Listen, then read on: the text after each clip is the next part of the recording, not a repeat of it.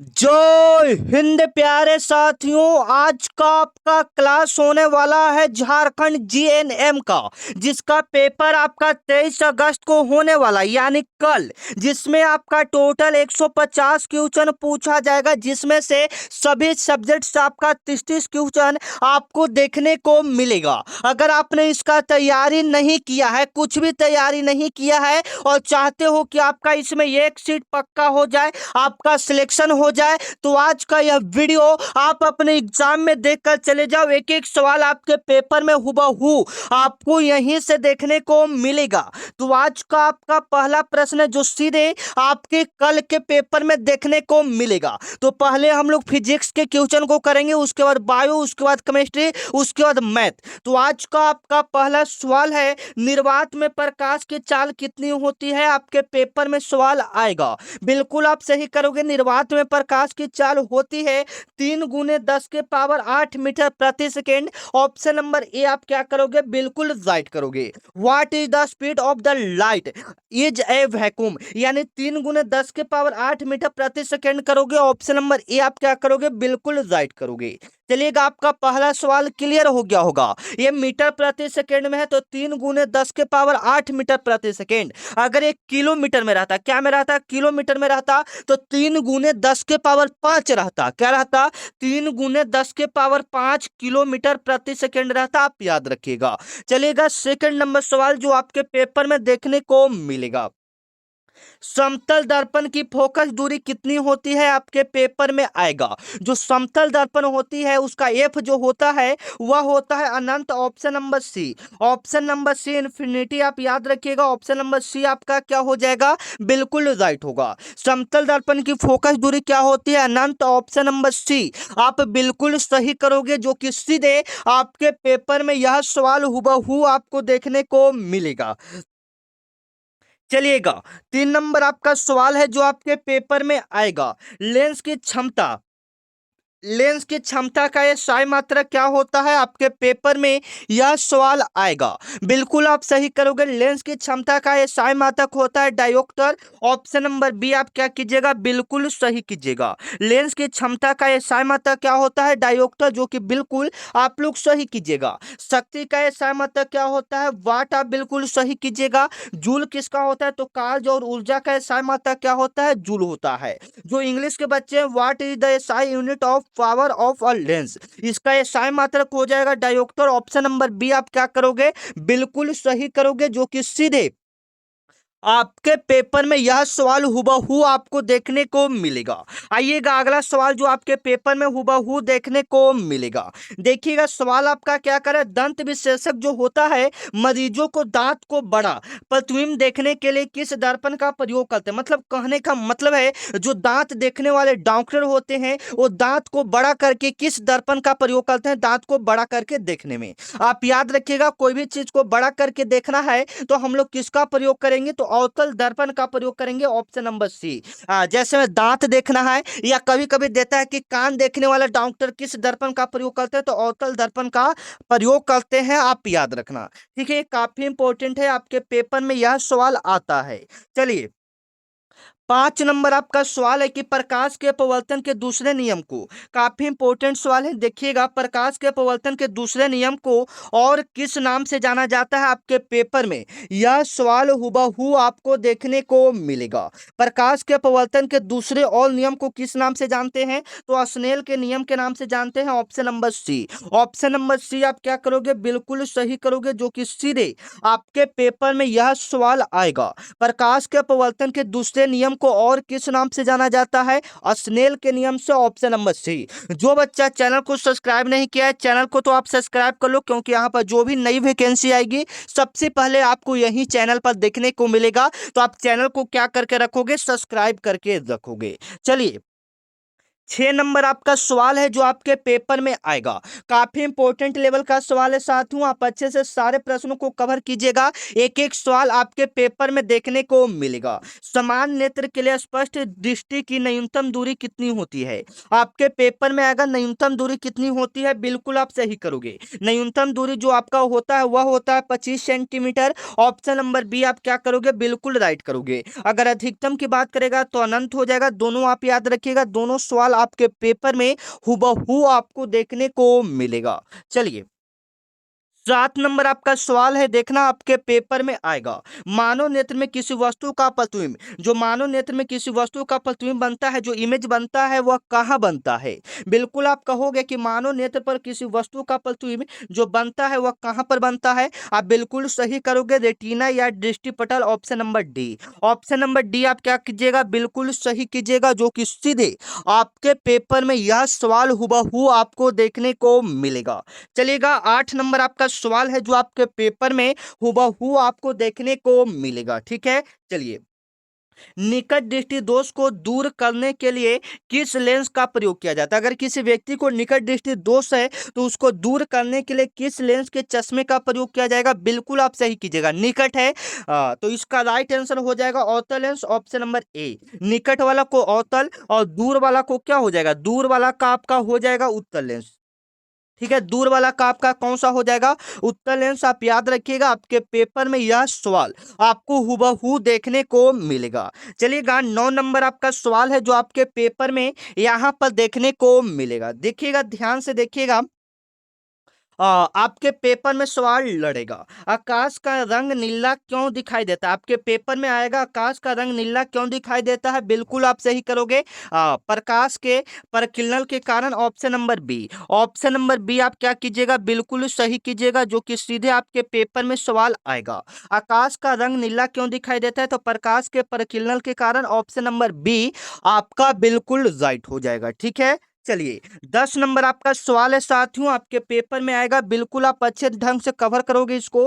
तारों का टिमटिमाना, तारों का टिमटिमाना किस परिघटना का परिणाम है, बिल्कुल आप सही करोगे, ठीक है। तारों का टिमटिमाना किस घटना का परिणाम है, बिल्कुल आप सही करोगे, वायुमंडलीय अपवर्तन, option number B. Option number B आप क्या करोगे, बिल्कुल सही करोगे, वायुमंडलीय अपवर्तन, ऑप्शन नंबर बी आपका क्या हो जाएगा, बिल्कुल राइट होगा। आप लोग जवाब देते चलिएगा ताकि लास्ट में हम आपसे पूछ सके आपने कितना स्कोर किया और आपका सेंटर कहां पड़ा है, ये कमेंट करके आप सभी बताओगे आपका सेंटर कहां है। चलिएगा विद्युत धारा, विद्युत धारा का ये SI मात्रक क्या होता है, इलेक्ट्रिक करंट का ये SI मात्रक क्या होता है, बिल्कुल आप सही करोगे, इलेक्ट्रिक करंट का जो SI मात्रक होता है, बिल्कुल आप सही करोगे, ampere, option number C. Option number C आप क्या कीजिएगा, बिल्कुल सही कीजिएगा, जो कि सीधे आपके पेपर में यह सवाल हुबहू आपको देखने को मिलेगा। यहाँ पर और भी इंपॉर्टेंट है, जैसे में प्रतिरोध का SI मात्रक क्या होता है, ओम। प्रतिरोध का SI मात्रक क्या होता है, ओम, बिल्कुल आप सही कीजिएगा, आपके पेपर में यह सवाल आपको हुबहू देखने को मिलेगा। चलिएगा इंपॉर्टेंट लेवल का सवाल है, विद्युत परिपथ में विद्युत धारा को मापने के लिए किस यंत्र का प्रयोग किया जाता है, बिल्कुल आप सही करोगे। विद्युत परिपथ में विद्युत धारा को मापने के लिए किस यंत्र का प्रयोग किया जाता है, बिल्कुल आप सही करोगे, एमीटर। ऑप्शन नंबर सी आपका क्या होगा, बिल्कुल राइट होगा, जो कि सीधे आपके पेपर में यह सवाल हुबहू आपको देखने को मिलेगा। विद्युत परिपथ में विद्युत धारा को मापने के लिए किस यंत्र का प्रयोग किया जाता है, एमीटर, ऑप्शन नंबर सी। आप क्या करोगे, बिल्कुल सही करोगे। चलिएगा 13 नंबर आपका सवाल है जो आपके पेपर में आएगा। ओम के नियम का सही गणितीय रूप कौन सा आपके पेपर में आएगा, ओम के नियम का सही गणितीय रूप कौन सा है, बिल्कुल आप सही करोगे, V बराबर IR, option number A. V बराबर क्या हो जाएगा, IR, ठीक है। आपके पेपर में यह सवाल आएगा, V बराबर IR, ऑप्शन नंबर ए आप क्या करोगे, बिल्कुल सही करोगे। चलिएगा आपका आने वाला अगला सवाल है, देखिएगा एकदम इंपॉर्टेंट लेवल का सवाल है, आपके पेपर में हुबहू ये सवाल आपको देखने को मिलेगा। रेसिस्टेंस यानी प्रतिरोध, प्रतिरोध का SI मात्रक क्या होता है, बिल्कुल आप सही करोगे। प्रतिरोध का SI मात्रक होता है ओम, option number B. Option number B आप क्या कीजिएगा, बिल्कुल राइट कीजिएगा, जो कि सीधे आपके पेपर में यह सवाल हुबहू आपको देखने को मिलेगा। प्रतिरोध का SI मात्रक क्या होता है, ओम। चलो 15 नंबर सवाल है, देखिएगा आपके पेपर में आएगा। 15 नंबर आपका सवाल क्या कह रहा है, बिल्कुल इंपॉर्टेंट है। किसी चालक का विशिष्ट प्रतिरोध मुख्य रूप से किस पर निर्भर करता है, आपके पेपर में आएगा। किसी चालक का विशिष्ट प्रतिरोध मुख्यतः किस पर निर्भर करता है, बिल्कुल आप सही करोगे, चालक के पदार्थ की प्रकृति पर। ऑप्शन नंबर सी आप क्या करोगे, बिल्कुल सही करोगे, चालक के पदार्थ की प्रकृति पर। ऑप्शन नंबर सी आप बिल्कुल सही कीजिएगा। आपके पेपर में यह सवाल हुबहू आपको देखने को मिलेगा। चलिएगा, आपका आने वाला अगला सवाल है साथियों, देखिएगा आपके पेपर में यह सवाल हुबहू आपको देखने को मिलेगा। विद्युत बल्ब का फिलामेंट किस धातु का बना होता है, बिल्कुल आप सही कीजिएगा। विद्युत बल्ब का फिलामेंट किस धातु का बना होता है, tungsten. Option number C. Option number C आप क्या कीजिएगा, बिल्कुल राइट कीजिएगा, जो कि सीधे आपके पेपर में यह सवाल हुबहू आपको देखने को मिलेगा। विद्युत बल्ब का फिलामेंट किस धातु का बना होता है, टंगस्टन का। ऑप्शन नंबर बी आप क्या कीजिएगा, बिल्कुल राइट कीजिएगा। और जो हीटर होता है उसका तार किसका बना होता है, नाइक्रोम का। ये भी आप याद रखिएगा। ये सारे सवाल आपके जीएनए में देखने को मिलेगा। चलिएगा, आपका आने वाला अगला सवाल है, देखिएगा काफी इंपॉर्टेंट है। विद्युत ऊर्जा का व्यावसायिक मात्रक क्या होता है, विद्युत ऊर्जा का व्यावसायिक मात्रक क्या होता है, बिल्कुल आप सही कीजिएगा, KWH, किलोवाट घंटा। ऑप्शन नंबर बी आप क्या कीजिएगा, बिल्कुल राइट कीजिएगा। विद्युत ऊर्जा का व्यावसायिक मात्रक क्या होता है, किलोवाट घंटा। ऑप्शन नंबर बी आप क्या कीजिएगा, बिल्कुल राइट कीजिएगा, जो कि सीधे आपके पेपर में यह सवाल हुबहू आपको देखने को मिलेगा। वाहनों के साइड मिरर, वाहनों के साइड मिरर प्रच्छ दृश्य दर्पण के रूप में किस दर्पण का प्रयोग किया जाता है, बिल्कुल आप राइट कीजिएगा, ठीक है। आपके पेपर में यह सवाल आएगा, वाहनों के साइड मिरर के रूप में किस दर्पण का प्रयोग करते हैं, उत्तल दर्पण का। Option number B. Option number B आप क्या कीजिएगा, बिल्कुल सही कीजिएगा, जो कि सीधे आपके पेपर में यह सवाल हुबहू आपको देखने को मिलेगा। चलिएगा, क्षण चुंबक के बाहर चुंबकीय क्षेत्र रेखाओं की दिशा क्या होती है, आपके पेपर में आएगा, क्षण चुंबक के बाहर चुंबकीय क्षेत्र रेखाओं की दिशा क्या होती है, बिल्कुल आप सही कीजिएगा, उत्तर ध्रुव से दक्षिण ध्रुव की ओर। ऑप्शन नंबर ए, उत्तर ध्रुव से दक्षिण ध्रुव की ओर। ऑप्शन नंबर ए आप क्या कीजिएगा, बिल्कुल राइट कीजिएगा, जो कि सीधे आपके पेपर में यह सवाल हुबहू आपको देखने को मिलेगा। चलिएगा, आपका आने वाला अगला सवाल है, विद्युत धारा उत्पन्न करने की युक्ति को क्या कहते हैं, विद्युत धारा उत्पन्न करने की युक्ति को क्या कहते हैं, बताइएगा। विद्युत धारा उत्पन्न करने की युक्ति को क्या कहते हैं, जनरेटर यानी जनित्र कहते हैं। ऑप्शन नंबर सी आप क्या कीजिएगा, बिल्कुल राइट कीजिएगा, ठीक है। आपके पेपर में यह सवाल हुबहू आपको देखने को मिलेगा, ठीक है। विद्युत धारा उत्पन्न करने की युक्ति को क्या कहते हैं, जनरेटर जनित्र कहते हैं, ठीक है। चलिए, आपका आने वाला अगला सवाल है, फ्लेमिंग के बाम हस्त का नियम, फ्लेमिंग के बाम हस्त का नियम में अंगूठा किसकी दिशा की ओर बताता है, अंगूठा किसकी दिशा की ओर बताता है, आप बिल्कुल सही कीजिएगा। फ्लेमिंग के बाम हस्त के नियम में अंगूठा किसकी दिशा की ओर बताता है, बिल्कुल आप सही करोगे, चालक पर लगे बल, चालक पर लगे बल। ऑप्शन नंबर सी आपका क्या हो जाएगा, बिल्कुल राइट हो जाएगा, जो कि सीधे आपके पेपर में यह सवाल हुबहू आपको देखने को मिलेगा। चलिए, आपका आने वाला अगला सवाल है, कार्य और ऊर्जा का ये साय मात्रक क्या होता है, आपके पेपर में सवाल आएगा। कार्य और ऊर्जा का ये साय मात्रक होता है joule. Option number B. Option number B आप क्या कीजिएगा, बिल्कुल राइट कीजिएगा, कार्य और ऊर्जा का ये साय मात्रक क्या होता है, जूल, बिल्कुल सही कीजिएगा। शक्ति का ये साय मात्रक क्या होता है, वाट। दाब का ये साय मात्रक क्या होता है, पास्कल। न्यूटन का बल का क्या होता है, न्यूटन। याद रखिएगा, ठीक है, काफी इंपॉर्टेंट है। चलिए, आपका आने वाला अगला सवाल है कि एक इलेक्ट्रॉन पर कितना आवेश होता है, कितना चार्ज होता है, आपके पेपर में यह सवाल आपको हुबहू देखने को मिलेगा, बिल्कुल आप सही कीजिएगा। एक इलेक्ट्रॉन पर जो चार्ज होता है 1.6 गुने 10 के पावर -19 कूलम्ब होता है। Option number A. Option number A आप क्या कीजिएगा, बिल्कुल राइट कीजिएगा, जो कि सीधे आपके पेपर में यह सवाल आएगा, एक इलेक्ट्रॉन पर कितना आवेश होता है, 1.6 गुने 10 के पावर -19 कूलम्ब होता है। Option number A. चलिएगा, आपका आने वाला अगला सवाल है, जो आपके पेपर में हुबहू देखने को मिलेगा। भारत में घरों में दी जाने वाली प्रत्यावर्ती धारा AC की आवृत्ति कितना होता है, आप याद रखिएगा। भारत में घरों में दिया जाने वाला प्रत्यावर्ती धारा कितना उसका फ्रिक्वेंसी होता है, बिल्कुल सही कीजिएगा। आपका राइट आंसर होगा 50 hertz, option number B. Option number B आप क्या कीजिएगा, बिल्कुल राइट कीजिएगा, जो कि सीधे आपके पेपर में यह सवाल हुबहू आपको देखने को मिलेगा। चलिएगा, आपका आने वाला अगला सवाल है जो आपके पेपर में आएगा। विद्युत परिपथ में ओवरलोडिंग अति भारण से बचाव के लिए किसका उपयोग किया जाता है? बिल्कुल आप सही कीजिएगा। विद्युत परिपथ में ओवरलोडिंग यानी अति भारण से बचने के लिए किसका प्रयोग किया जाता है? बिल्कुल आप सही करोगे मेरे भाई, फ्यूज का प्रयोग किया जाता है, ऑप्शन नंबर सी। किसका प्रयोग किया जाता है? Fuse, option number C. चलो, आपका आने वाला अगला सवाल है कि किस प्रकाश का रंग का तरंगदैर्घ्य सबसे अधिक होता है? बताइएगा। आपके पेपर में सवाल आएगा किसका तरंगदैर्घ्य सबसे अधिक होता है? बिल्कुल सही करोगे, लाल का। कम किसका होता है? बैंगनी का। दोनों आप याद रखिएगा, दोनों सवाल आपके पेपर में हुबहू आपको देखने को मिलेगा। प्रिज्म से गुजरने पर श्वेत प्रकाश के किस रंग का विचलन सबसे अधिक होता है? आपके पेपर में आएगा कि प्रिज्म से गुजरने पर श्वेत प्रकाश के किस रंग का विचलन सबसे अधिक होता है, तो आप याद रखिएगा बैगनी का विचलन जो होता है सबसे अधिक होता है, option number D. Option number D आप क्या कीजिएगा, बिल्कुल राइट कीजिएगा। ठीक है, चलिए, जल का जो अपवर्तनांक होता है लगभग कितना होता है? जल का अपवर्तनांक लगभग कितना होता है? 1.33 होता है। जल का अपवर्तनांक लगभग कितना होता है? 1.33 होता है। ऑप्शन नंबर बी आप क्या कीजिएगा, बिल्कुल राइट कीजिएगा। ठीक है, चलिए, 29 नंबर आपका सवाल है, यदि किसी लेंस की क्षमता +2 डायोप्टर है तो उसकी फोकस दूरी कितनी होगी? ठीक है, बिल्कुल आप सही कीजिएगा, उसका फोकस दूरी होगा +50 सेंटीमीटर। ऑप्शन नंबर ए आप क्या कीजिएगा, बिल्कुल राइट कीजिएगा। ठीक है ना। चलिए, 30 नंबर आपका सवाल है, बायोगैस का मुख्य घटक कौन सा है? आपके पेपर में आएगा। बायोगैस का मुख्य घटक कौन सा है? तो मिथेन आप बिल्कुल सही करोगे, option number B. Option number B आप क्या कीजिएगा, बिल्कुल सही कीजिएगा, CH4। बायोगैस का मुख्य सूत्र क्या, कौन सा गैस होता है मुख्य घटक? तो CH4 मीथेन। आप याद रखिएगा, आपके पेपर में सवाल आएगा। अब जीव विज्ञान के सवालों को करते हैं जो आपके पेपर में देखने को मिलेगा। कोशिका का ऊर्जा गृह किसे कहा जाता है? बिल्कुल आप सही कीजिएगा, mitochondria, option number B. Option number B आप क्या कीजिएगा, बिल्कुल राइट कीजिएगा, कोशिका का ऊर्जा गृह या पावर हाउस माइटोकॉन्ड्रिया को कहा जाता है, जो आपके पेपर में हुबहू देखने को मिलेगा। चलिए, आपका आने वाला अगला सवाल है, मानव शरीर की सबसे बड़ी ग्रंथि कौन सा है?